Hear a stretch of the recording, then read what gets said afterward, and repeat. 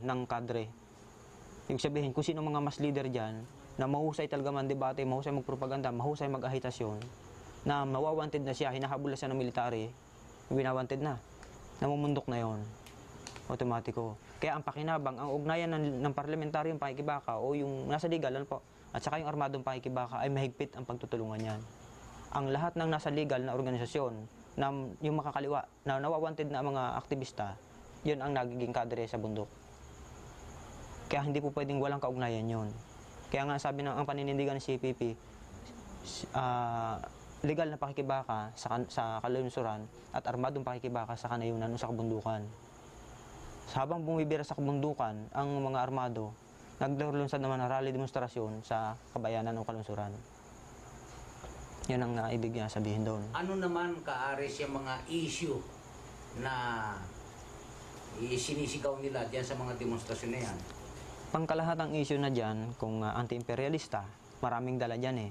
Lahat ng sektor, kahit na rightist yan, kahit na ni Marcos, loyalist, KSU, ano pa mga organisasyon yan, basta anti-imperialista halimbawa ang issue, galit ka sa mga pagsasamantalang mga dayuhan dito, galit ka sa taas ng presyo ng bilihin, nakikisa kayo dyan ang CPP.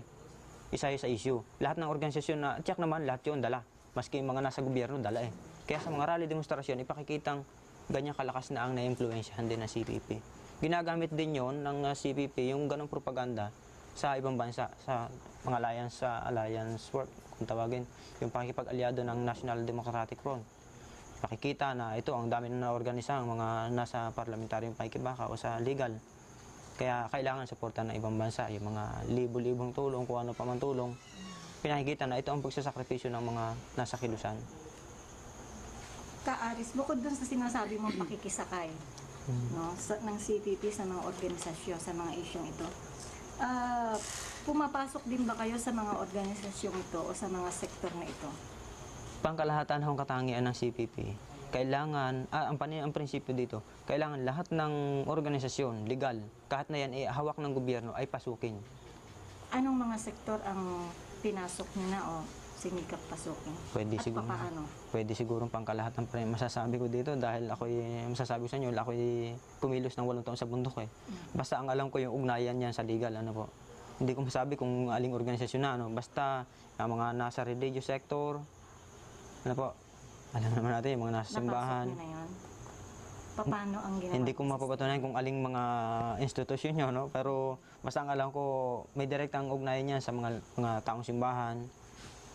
Ang issue lang naman dyan ay anti-imperialista, anti-fascistang issue. Kapag kakausap ng CPP, na membro ng CPP, ang isang pare o ang isang madre, o basta isang relihiyosong tao, ang usapan dyan ay hinggil sa human rights violation.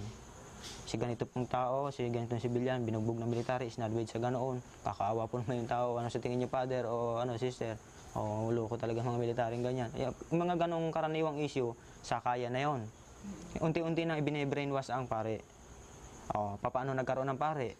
Di ba nung una, kukunin na yung istorya. Nung panahon ng Kastila, ang mga pare dito ay mga Kastila. Ngayon, ang mga paring Pilipino nung una, pinagpapatay. Ibig sabihin, kontrolado ng paring Kastila ang mga paring Pilipino. Kaya sa ngayon ay kontrolado pa rin yan, kasi ganyan, paliwanag, hanggang sa unti-unti na, nagre-rebelde na rin ang pare. Kaya hindi kataka-taka may nagre-rebelde ng pare, kasi nabe-brainwash ng CPP. Hanggang sa pare siya, pero hindi na naniniwala na sa Diyos. Meron ng ganoon. Ang sektor ng paggawa o ang labor sector, paano naman ang ginagawa niyo sistema? Karaniwan dyan, di po ba may mga union? Meron sinasabi ang mga organizer na dilawan, meron pulahan. Kapag pulahan, ito yung sa kontrol ng CPP. Ang mga organizer dyan, mga propagandista riyan ay miyembro ng CPP. Kapag ang isang pagawaan ay walang union, sisikapin magtayo. At ang inaalpasan doon, kadre. Isinasakripisyo yung kanyang pamilya, iwanan yun, bibigyan siya ng CPP ng isang lugar, ng isang pwestong matitirahan, at saka lahat ng mga contacts na mayroong mga legal na mga ayaayos para maging isang manggagawa siya doon. Katapos, magpupropaganda siya, mga legal na mga propaganda na hindi siya mahalata. Karaniwan yun. Mayroong mga ahitador. Yung mga inaapi talaga yung, hindi ba, may mga division yun, may mga departamento yun. Anong issue dito sa departamento na ito? Ito. Sa tingin nyo ba, magpupropaganda na yun doon. Habang sa unti-unti, yung mga nakikita na mamatitino o yung mga progresibo, ibig sabihin yung mga masigasig, pinag-aaralan yun. Kung sino i-recommenda, tapos i-check yung background niya. Kung okay, iimbitahin siya sa lihim na pulong o teach-in para dalhin sa isang beach o kung saan mang lugar. Makita mo, orientation na yun sa partido. KOP, kursong orientasyon sa partido, pasusumpain na siya sa BKP. Yun. Batayang kursong pampartido, hanggang sa maging kasapi na siya ng Partido Komunista. Pagpasok niya doon, iba na ang pananaw niya. Kapag siguro mukha sa inyo, kung hindi niyo pa kabisado ang BKP, pwede kayong magsaliksik doon sa libro na yun. Pag yun ay binasa niyo, pag nabasa yun ng isang unionista o ng isang nag-aaral sa sitwasyon ng bansa, ang mabilis makapanghikayat yun. Ibig sabihin, kung magtatakda ka siyempre ng layon, baka ikaw mamulat nun eh. Mabrainwash ka nang babasahin mo. No? Yung BKP, Batayang Kursong Pampartido.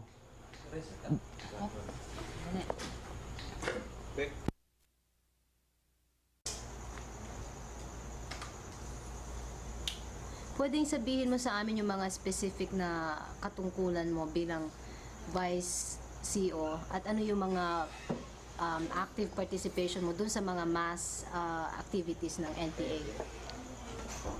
Katulad nung nabanggit na kanina, pwede magdetalye na lang tayo sa mga military operations.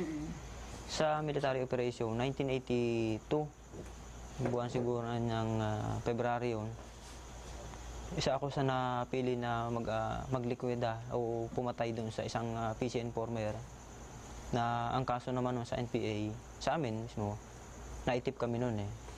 Sa isang bahay na tinitigilan namin, na-expose kami at ang aming pinagdudahan noon yung babae na may gusto doon sa isang kasama ko. Ngayon, hindi naman ginusto dahil may patakarang sinusunod kami. Napahiya yung babae, nagsumbong sa PC. Tapos, pinutukan yung aming bahay na tinutuluyan hanggang sa kami umalis. Noon, nung mapag-aralan namin kung sino-sino na maaaring nagpahamak, isa yun, yung babae na yun na lumabas. Kaya nung mga 10 days ang makalipas noon, 10 araw, isa ako sa napili na mag-Sparrow at ipina-Sparrow sa akin yun. Ako nag-lead dun sa Sparrow. Yun, sa masabing kung mabuting bang nangyari o masamang nangyari. Sa 4 na puto ko doon sa babae, hindi namatay. Tapos, di question yun pala sa akin kung tatandaan niyo yung note na yun. Tapos, doon sa sumunod naman, 1984, nag-Sparrow kami sa Mahihai, Laguna, sa piyestahan noon. Hindi ko lang matandaan kung anong petsa yun eh. Yung isang PC, nakatambay na naka-Armalite, ni-Sparrow namin. May kasama rin akong isang bago pa, mga 15 anyos lang kasama ko. Ni-Sparrow namin, nakaagaw kami ng Armalite. Hindi ko nadala yung ammo pulse o yung bala. Basta naagaw lang namin Armalite. Basta nabaril ko siya, kuha ko yung baril. Tagumpay din yun. Yung isa, Sparrow noon sa isang barangay captain na recruiter ng CHDF noon. Dahil sama-samang ugali yung sa baryo, yung mga tao ba na walang makakain, sasabihin, sige, punta ka sa bahay, kumuha ka ng kalating sakong bigas. Tapos, kapag may nakita ka ng NPA, sumbong mo sa akin. Parang kapalit na yon yung ganun. Yung Sparrow din namin yon. Yun, ako rin yung nag-lead. Ako na rin yung binigyan ng assignment noon. Bali, 3 sunod-sunod na Sparrow yung 1982, 83. 1984, October 14, 1984. Nakasama ko sa raid sa munisipyo ng Liliw. Kami ay 12 kataong pumasok doon. Ang naging katungkulan ko noon ay Vice Squad Leader o Vice CO ng operasyon. Sa 12 katao, ako yung pangalawang CO. 3 kami pumasok sa loob ng munisipyo, yung iba ay mga gwardiya na sa labas. Nakuha namin yung mga armas ng munisipyo. Kalipas noon, 1986, na-encounter naman ako noon. Kasama ko yung 5 tao. 4 katao, bali 5 kami, ako ang team leader. Ang plano rin namin noon, mang-Sparrow sa bayan ng Mauban. Isang CHDF na po sa kalang ipa-Sparrow nun sa amin.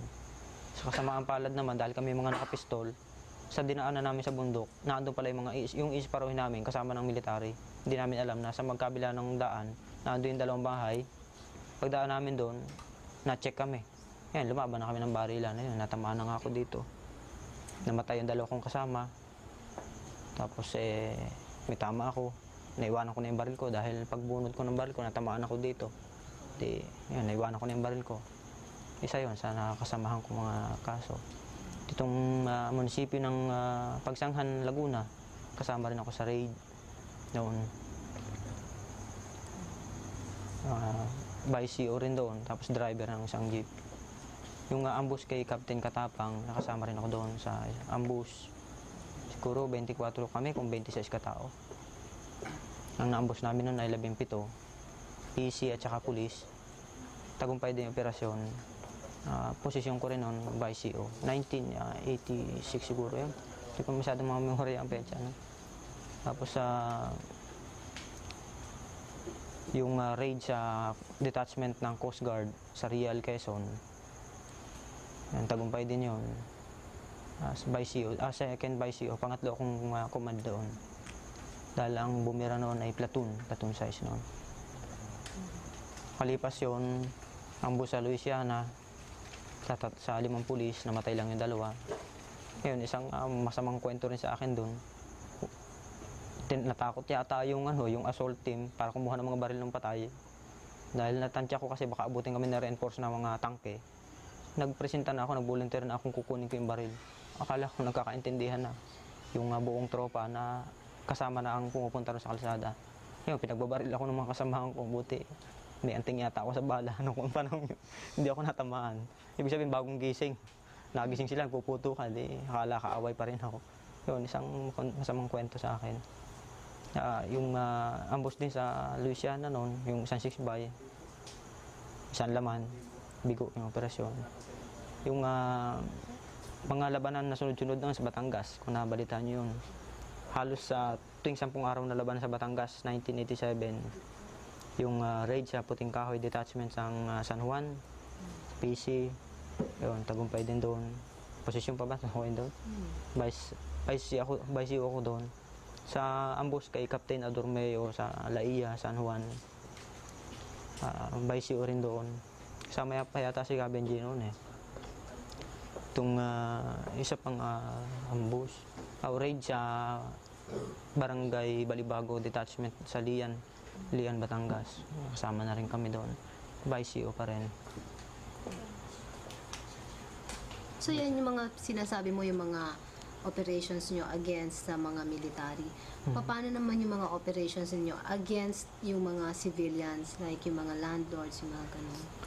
Yung isang karanasan namin dyan sa Sariaya, yung si Maning Cuello, kilala yung landlord na taga ron sa Sariaya. Meron siyang private army, yung katawagi si HDF noon, armado yon.